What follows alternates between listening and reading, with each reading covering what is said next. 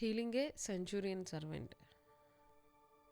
Praise the Lord. శతాధిపతి యొక్క దాసుని గురించి ఈరోజు మనం ధ్యానిద్దామండి.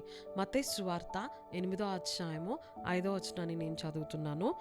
ఆయన కపెర్నహూములో ప్రవేశించినప్పుడు ఒక శతాధిపతి ఆయన యొద్దకు వచ్చి, ప్రభువైన యేసుక్రీస్తు కపెర్నహూములో ఉన్నప్పుడు ఒక శతాధిపతి ఆయన దగ్గరికి వచ్చి ఉన్నాడంట. ఆ తర్వాత మనం గమనించినట్లయితే, ప్రభువా, నా దాసుడు పక్షవాయువుతో మిగులు బాధపడుచు ఇంటిలో పడి ఉన్నాడని చెప్పి ఆయనను వేడుకొనెను. ఈ శతాధిపతి యొక్క దాసుడు పక్షవాయువుతో పీడింపబడుతున్నాడంట. అయితే ఆయన యొక్క స్వస్థత కొరకు ప్రభువైన యేసుక్రీస్తును వేడుకోవటానికి ఈ శతాధిపతి ప్రభువైన యేసుక్రీస్తును కలవటానికి కపెర్నహూమునకు వెళ్ళినట్లుగా మనము చూస్తున్నామండి.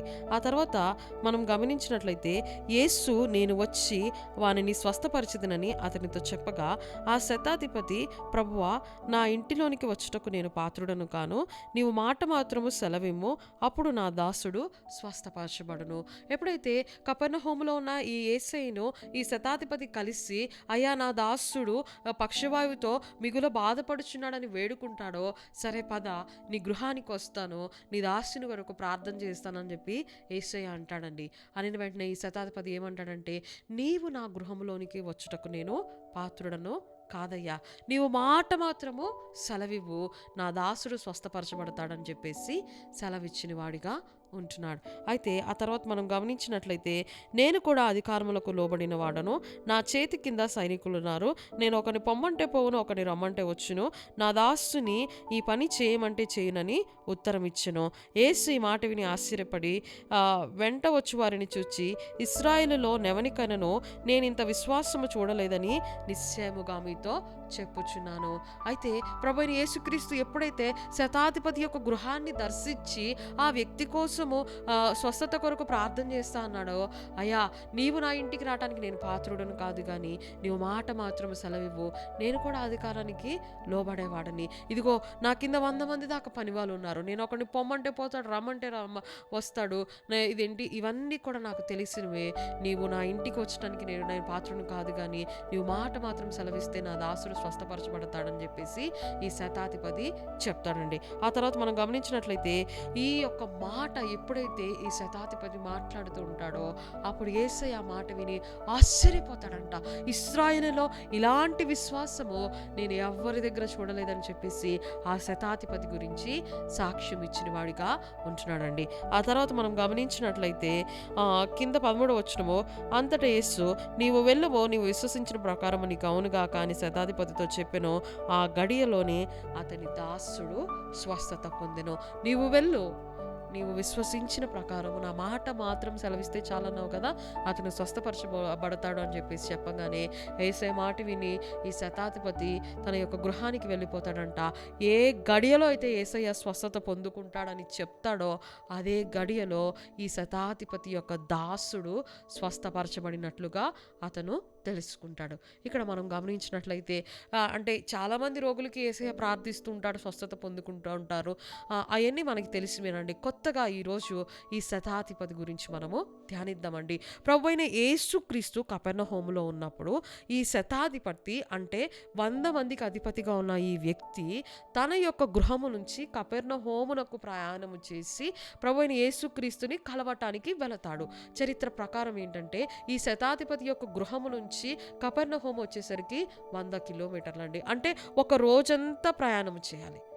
అంటే వెళ్ళటానికి 100, రావటానికి 100, ఒక రోజంతా ప్రయాణం చేసి ప్రభువైన యేసుక్రీస్తుని కలవటానికి వెళ్ళాలి. అంత దూరం ప్రయాణం చేసింది అతని కోసమా? కాదు. అతని దగ్గర 100 మంది పనివాళ్ళు ఉంటే 99 మంది ఆరోగ్యంగానే ఉన్నారు. ఆ 99 మందిలో ఒక వ్యక్తికి పక్షవాయువు వచ్చింది. ఆ వ్యక్తి స్వస్థత కోసము 200 కిలోమీటర్ల ప్రయాణం చేసి ప్రభువైన యేసుక్రీస్తునకు కలవటానికి ఈ శతాధిపతి వెళ్ళినట్లుగా మనము చూస్తున్నాం. ఆ తర్వాత గమనించినట్లయితే, యూజువల్గా యజమాని యొక్క వైఖరి ఏంటంటే, పనికి రాని వారిని పనిలో పెట్టుకోరు. పనిలో ఉన్నా కానీ వాళ్ళని తీసివేస్తారు.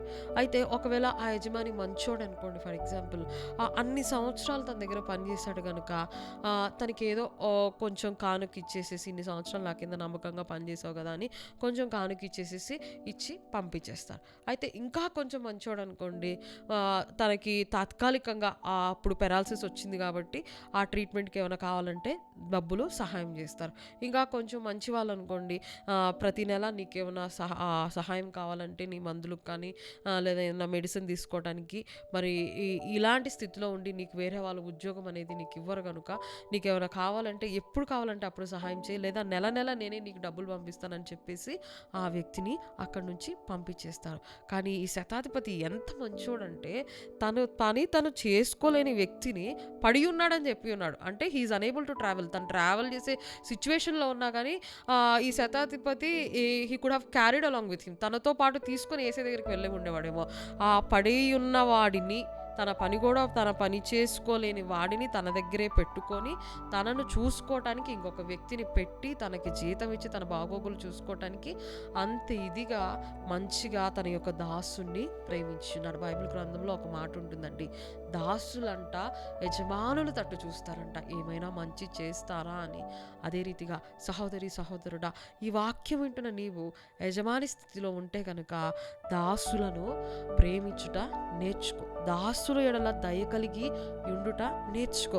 ఈ శతాధిపతి ఏ రీతిగా అయితే తన యొక్క దాసుని కొరకు ప్రయాసపడి ఉన్నాడో అదే రీతిగా నీ పనివారి కొరకు నీవు ప్రయాసపడేవారిగా ఉండాలి. అదే రీతిగా నీ పనివారికి ఎవరికైనా బాగోలేదంటే ఇప్పటి కాలంలో యేసుప్రభు లేడు కనుక వారి కోసం నువ్వు నమ్మకంగా ప్రార్థించేవాడిగా ఉండాలి. ఆ తర్వాత గమనించినట్లయితే రోమీయులకు రాసిన పత్రిక 13:1 ఉంటుంది, అధికారులు దేవుని చేత నియమింపబడుతున్నారు. ఒకవేళ దాసుని స్థితిలో ఇదిగో నీవు కనుక ఒకవేళ ఉండుంటే నీ యజమానికి లోబడేవాడిగానే ఉండాలి, నమ్మకంగా యథార్థంగా పనిచేసేవాడిగా నీవు ఉండాలి. అప్పుడు దేవుడు నీ పనిని ఆశీర్వదించేవాడిగా ఉంటున్నాడు. అయితే ఈ శతాధిపతి యొక్క విశ్వాసం ఎంత గొప్పదంటే మాట మాత్రం, ఆయన యొక్క మాట చాలండి.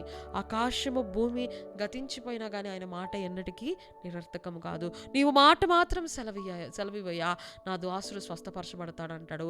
అదే గడిలో ఆ యొక్క దాసుడు స్వస్థపరచబడినట్లుగా దేవుని యొక్క లేఖనాలు సెలవిస్తున్నాయి. ప్రియ సహోదరి సహోదరుడా, ఇతనికి ఎలాంటి విశ్వాసం కలిగి ఉందో నీవు కూడా అలాంటి విశ్వాసం కలిగి ఉంటే ఖచ్చితంగా దేవుడు నీ జీవితంలో గొప్ప కార్యాలు చేసేవాడిగా ఉంటాడు.